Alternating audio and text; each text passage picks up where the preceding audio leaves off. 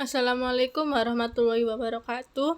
Perkenalkan, nama saya Purwita Purihmidadiya dengan NIM 21060311038 dari kelas Kimia C. Di sini saya akan menjelaskan beberapa materi. Untuk materi yang pertama yaitu kekuatan asam basa. Kekuatan asam dan basa ditentukan oleh derajat ionisasinya. Banyak sedikitnya ion H+ dan OH- yang dilepaskan. Dan asam dan basa dalam air akan mengalami reaksi peruraian menjadi ion yang merupakan reaksi kesetimbangan. Oleh karena itu, kekuatan asam dan basa dapat dinyatakan oleh tatapan kesetimbangannya, yaitu tetapan ionisasi asam atau biasa disebut dengan Ka dan tetapan ionisasi basa atau biasa disebut dengan Kb. Sebagai contoh, dalam air HCl hampir terurai sempurna menjadi ion H+ dan ion Cl-. Sedangkan Hf hanya terurai sebagian menjadi ion H+ dan ion F-. Oleh karenanya, HCl disebut sebagai asam kuat dan Hf disebut sebagai asam lemah. Demikian juga dalam air NaOH hampir terurai sempurna menjadi ion Na+ dan ion OH-. Sedangkan NH3 hanya terurai sebagian menjadi ion NH4+ dan ion OH-.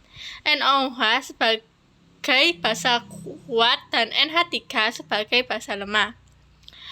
Untuk yang selanjutnya yaitu tetapan ionisasi asam atau biasa disebut dengan Ka.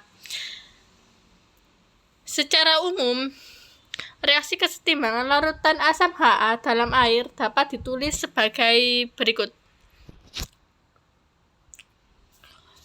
Ha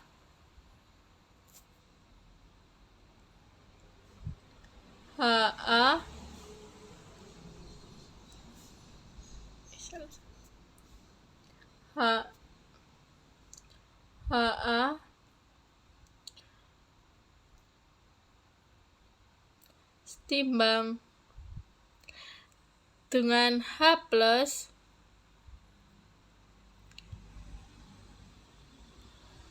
ditambah amin. Nah, reaksi ini merupakan reaksi dari larutan asam Ha. Sehingga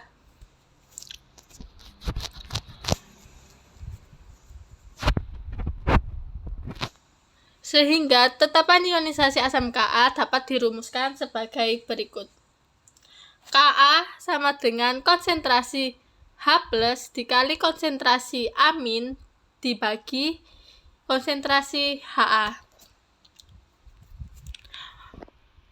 Untuk yang selanjutnya yaitu asam kuat. Contoh dari asam kuat yaitu HCl, HBr, H2SO4 dan yang lain-lain. Dalam air hampir seluruh asam kuat terurai menjadi ion-ionnya sehingga derajat ionisasi A sama dengan 1. Dengan demikian, nilai Ka dari asam kuat sangat besar. Untuk nilai Ka yang sangat besar, maka dapat dianggap bahwa asam terurai sempurna menjadi ion-ionnya dan konsentrasi ion H+ dapat dihitung dari konsentrasi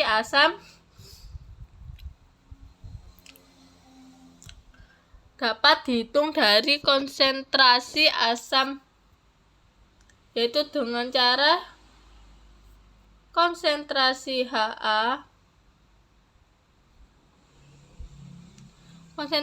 Ha setimbang sama dengan konsentrasi Ha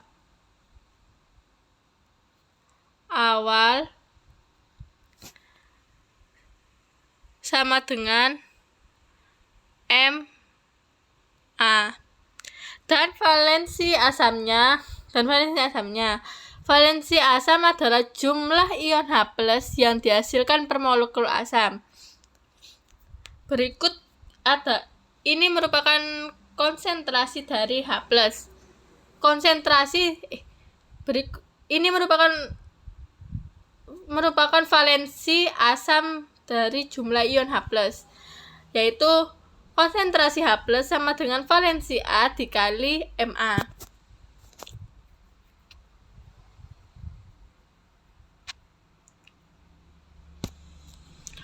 Baik, untuk selanjutnya yaitu asam lemah. Contoh dari asam lemah sendiri yaitu HF, HCN, HNO2,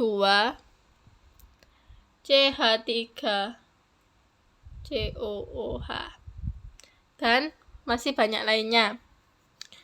Dalam air, hanya sebagian asam lemah terurai menjadi ion-ionnya, sehingga derajat ionisasi A lebih besar dari 0 dan A kurang dari 1. Jika konsentrasi awal larutan asam lemah Ha dinyatakan sebagai Ma, maka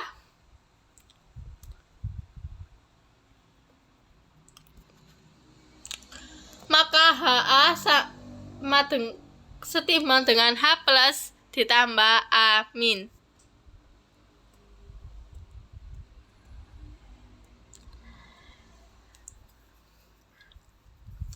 Didapatkan mula-mula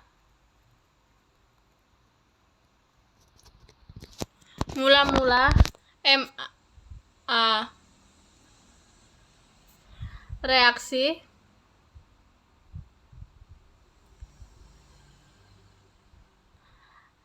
min al Ma ditambah M. Jika nilai alfa sangat kecil, maka dapat diasumsikan nilai 1 minus alfa sama dengan 1, sehingga didapatkan persamaan Ka atau persamaan Ka untuk asam lemah dapat ditulis seperti berikut. Ka sama dengan A kuadrat Ma. Berikut merupakan persamaan Ka untuk asam lemah. Jadi, untuk menghitung konsentrasi ion H+ dapat digunakan nilai Ka ataupun nilai alfa.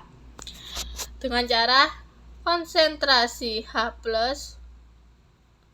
sama dengan akar Ka dikali Ma.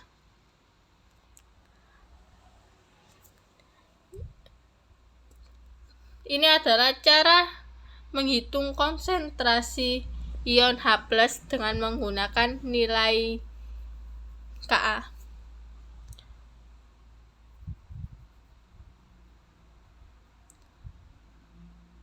Baik, yang selanjutnya yaitu tetapan ionisasi basa atau bisa disebut dengan Kb.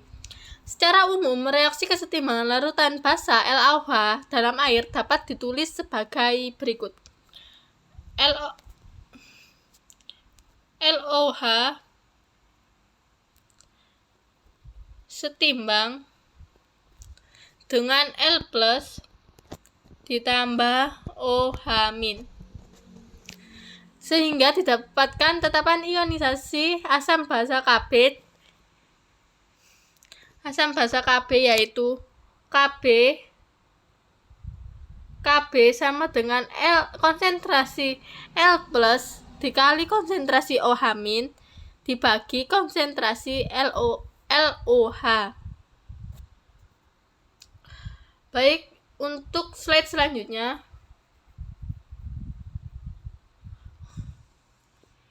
Untuk slide selanjutnya yaitu bahasa kuat. Contoh dari bahasa kuat sendiri yaitu NaOH, KOH,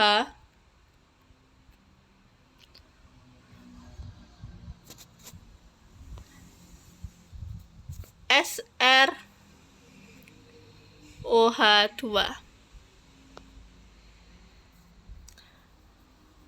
Dalam air, hampir seluruh basa kuat terurai menjadi ion-ionnya, sehingga derajat ionisasi alfa sama dengan 1. Dengan demikian, nilai Kb dari basa kuat sangat besar. Untuk nilai Kb yang sangat besar, maka dianggap bahwa basa terurai sempurna menjadi ion-ionnya. Dan konsentrasi ion OH- dapat dihitung dari konsentrasi basa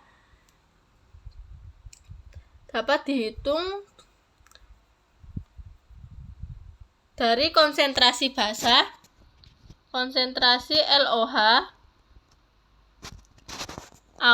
setimbang sama dengan konsentrasi LOH awal sama dengan Mb. Dan valensi basanya. Valensi basa sendiri adalah jumlah ion OH- yang dihasilkan per unit rumus basa. Nah, ini adalah rumus dari valensi basa tersendiri. Baik, untuk slide selanjutnya yaitu basa lemah. Basa lemah sendiri contohnya yaitu NH3,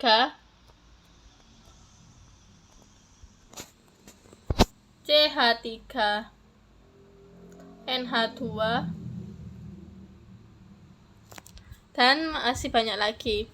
Dalam air, hanya sebagian basa lemah terurai menjadi ion-ionnya, sehingga derajat ionisasi alfa lebih dari 0 dan alfa kurang dari 1. Jika konsentrasi awal larutan basa lemah LOH dinyatakan sebagai Mb, maka didapatkan LOH setimbang dengan L plus ditambah OH-.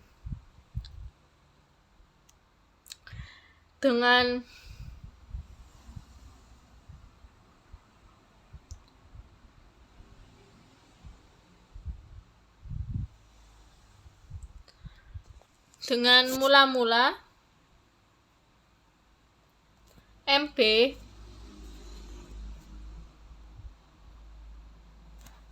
reaksi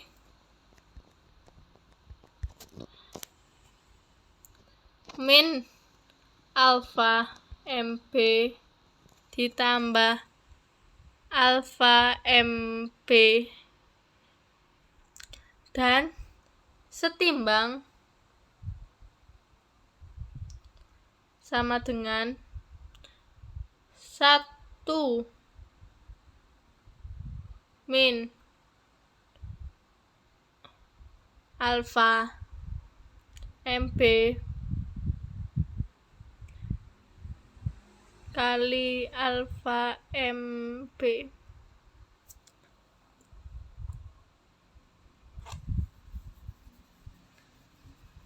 Didapatkan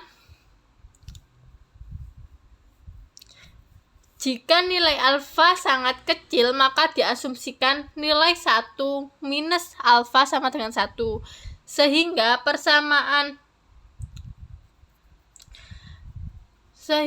persamaan Kb untuk basa lemah dapat ditulis sebagai berikut. Kb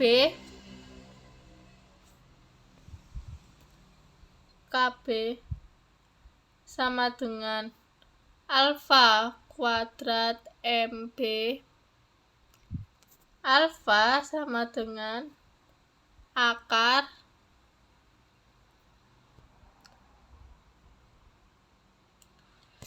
alfa sama dengan akar KB per MB. Jadi, untuk menghitung konsentrasi ion OH- dapat digunakan nilai KB ataupun nilai alfa. Dengan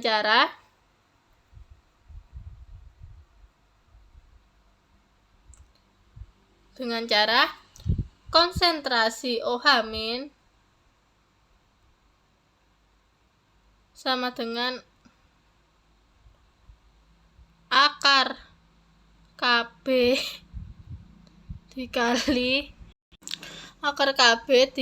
MB.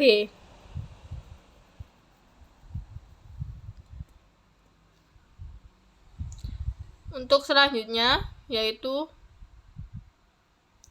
tetapan ionisasi beberapa asam dan basa dapat dilihat pada tabel berikut.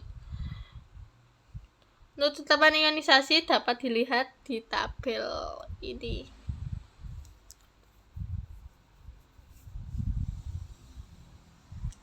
Baik, untuk materi selanjutnya yaitu buffer atau biasa yang disebut dengan larutan penyangga. Larutan penyangga adalah suatu sistem larutan yang dapat mempertahankan nilai pH larutan agar tidak terjadi perubahan pH yang berarti oleh karena penambahan asam atau basa maupun pengenceran. Larutan ini disebut juga dengan larutan buffer atau dapar.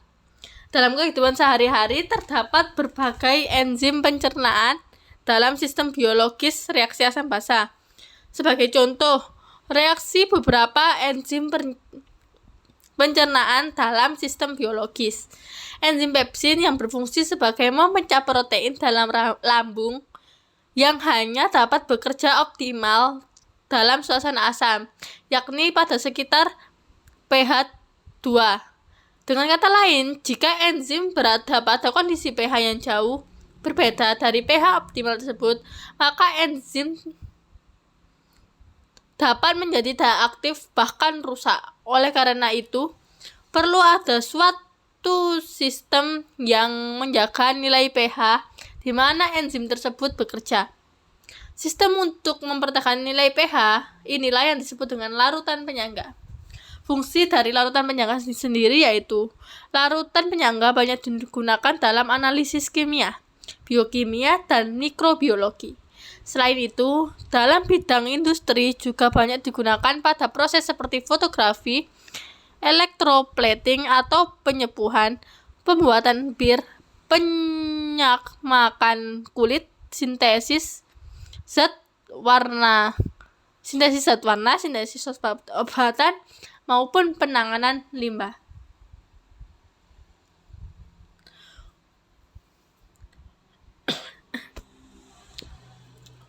Untuk yang selanjutnya yaitu komponen larutan penyangga.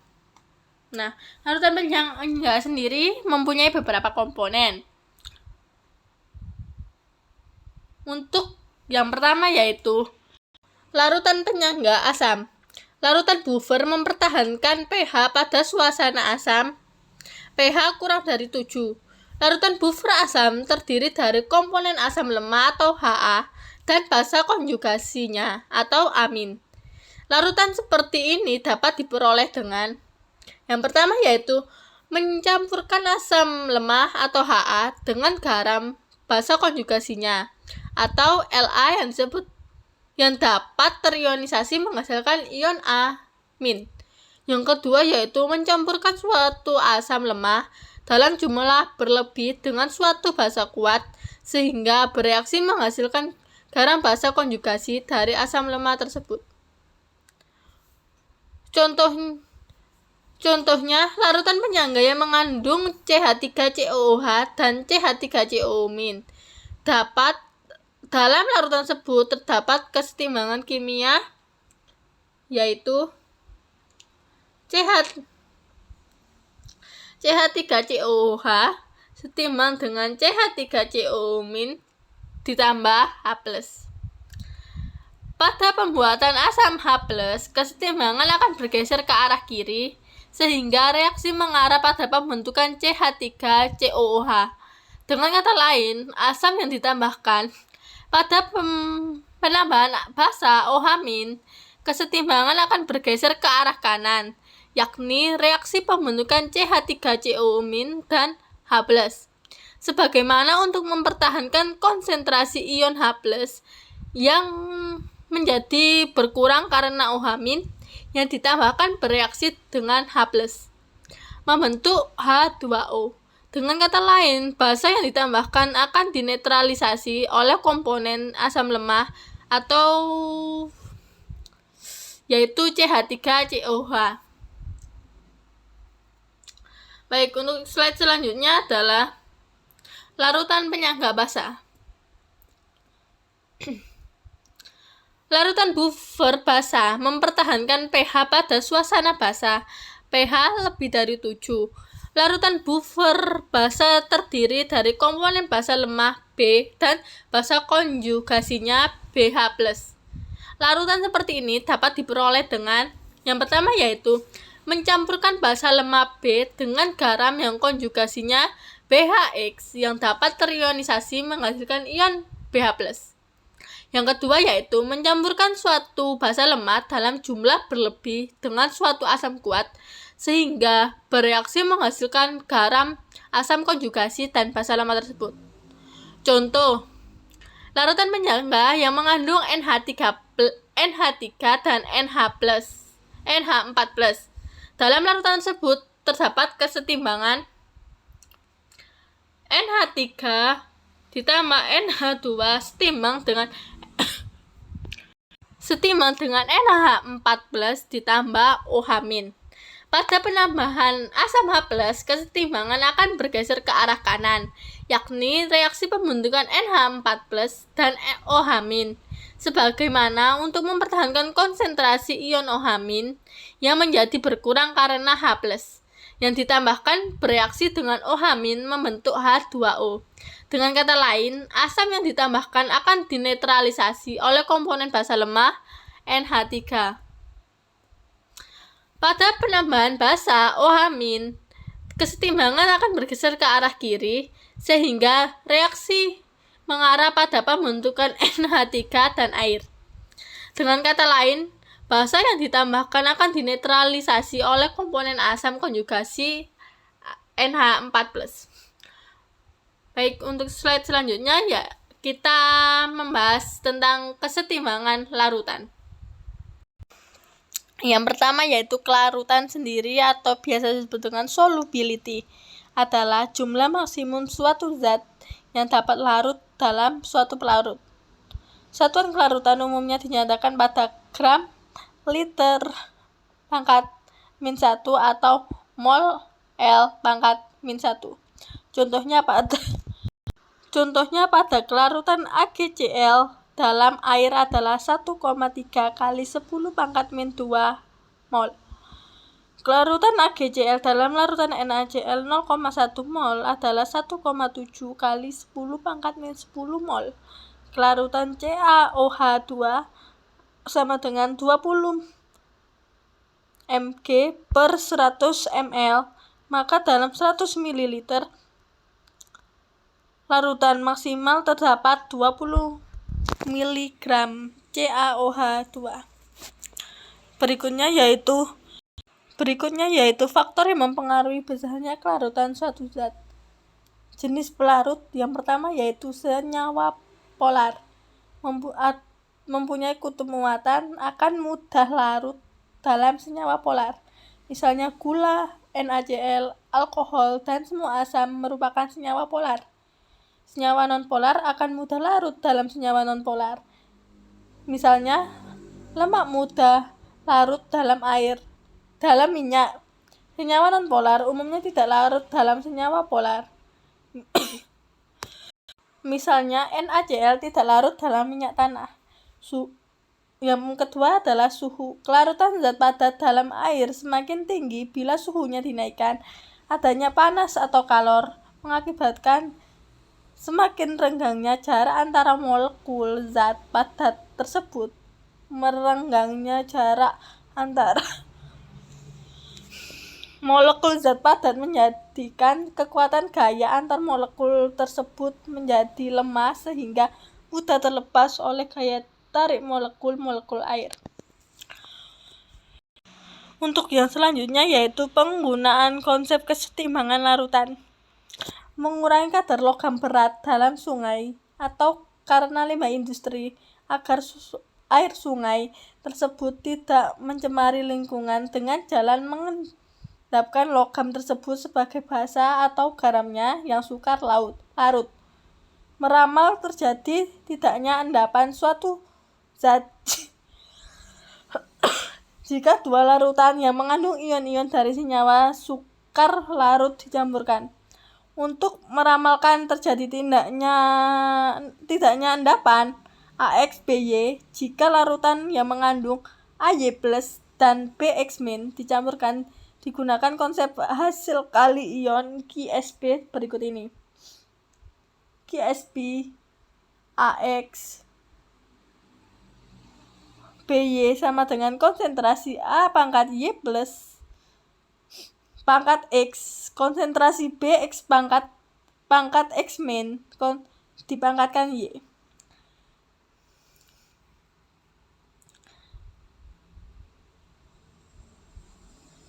Jika KS lebih dari KSB maka akan terjadi endapan. Jika KSB sama dengan KSB maka mulai terjadi larutan jenuh.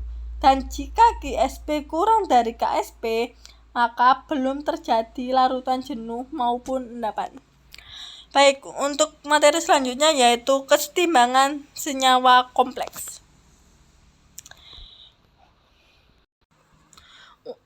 Untuk menentukan hubungan antara kesetimbangan dengan pembentuk kompleks perlu menggunakan metode Becher-Rumus yang diciptakan oleh Janik Becher-Rum.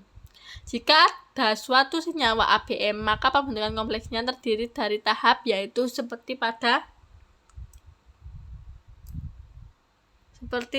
reaksi di bawah ini. Tahap 1, A plus B setimbang dengan AB. Tahap 2, AB ditambah B setimbang dengan AB2. Dan tahap M, A sama dengan ABM pangkat min 1 ditambah B setimbang dengan ABM. Maka, sesuai tahap reaksi tersebut dapat ditulis konstan kesetimbangan atau biasa disebut dengan konstanta kestabilan yaitu K sama dengan konsentrasi AB per konsentrasi A dikali konsentrasi B. K sama dengan konsentrasi AB1 per konsentrasi AB dikali B.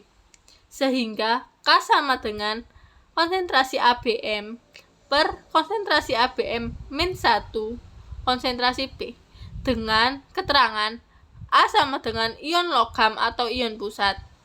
M jumlah ligan yang diikat. Dan dengan B sama dengan ligan pensubstitusi. Selanjutnya yaitu dalam pelarut air biasanya kompleks yang memiliki ion pusat A memiliki komposisi membentuk kompleks dengan air H2O dengan jumlah air yang terikat ligan bias 2, 4, atau 6. Pembentukan kompleks tersebut dengan ligan pensubstitusi B yaitu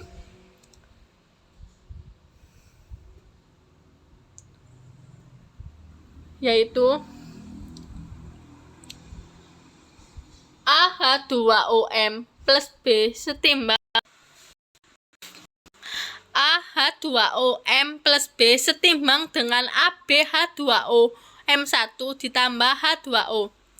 Dan AH2O M pangkat min 1 ditambah B setimbang dengan AB2 H2O M pangkat min 2 ditambah H2O. Dan yang terakhir adalah ABM pangkat min 1 H2O plus B setimbang dengan ABM ditambah H2O. Pelarut mempengaruhi persamaan reaksi dan nilai konstanta kesetimbangan pada kompleks pada pelarut H2O. Nilai total bilangan koordinasi logam adalah M dan jumlah bagian logam yang terikat dengan molekul air disebut X, dan bagian Y adalah bagian yang diserang oleh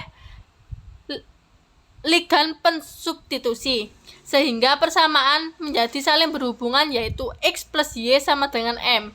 Karena konstanta K1, K2, dan Km menunjukkan pembentukan kompleks, nilai konstanta tersebut merupakan konstanta pembentukan atau formation constants. Kompleks yang memiliki nilai terbesar dari konstanta pembentukan merupakan kompleks yang stabil, sehingga nilai konstanta ini biasanya disebut dengan konstanta kestabilan atau biasa disebut dengan stability constant. Misalnya dalam pembentukan kompleks AB3 dapat ditentukan sebagai produk dengan nilai K3 merupakan perkalian konstanta tiap reaksi kesetimbangan yang terbentuk. Yang terbentuk K3 sama dengan K1, K2, K3 sama dengan konsentrasi AB per konsentrasi A, konsentrasi B dikali konsentrasi AB1 per konsentrasi AB dikali konsentrasi B dikali konsentrasi AB3 per konsentrasi AB1 konsentrasi B, sehingga didapatkan konsentrasi AB3 per konsentrasi A dan konsentrasi B pangkat 3. Selanjutnya yaitu konstanta kestabilan dapat dilihat dari reaksi di bawah ini. AgCl ditambah 2NH3 menjadi AgNH3 2Cl. Untuk tahap yang pertama yaitu Ag plus ditambah NH3 menjadi AgNH3 plus. Tahap 2 AgNH3 plus ditambah NH3 menjadi AgNH3 2 plus. K sama dengan K1 kali K2 setimbang dengan K sama dengan K1 kali K2 sama dengan konsentrasi Ag NH3 2 plus dibagi konsentrasi Ag plus dikali konsentrasi NH3 pangkat 2. K sama dengan konsentrasi Ag NH3 2Cl dibagi konsentrasi Ag plus dikali konsentrasi NH3 pangkat 2.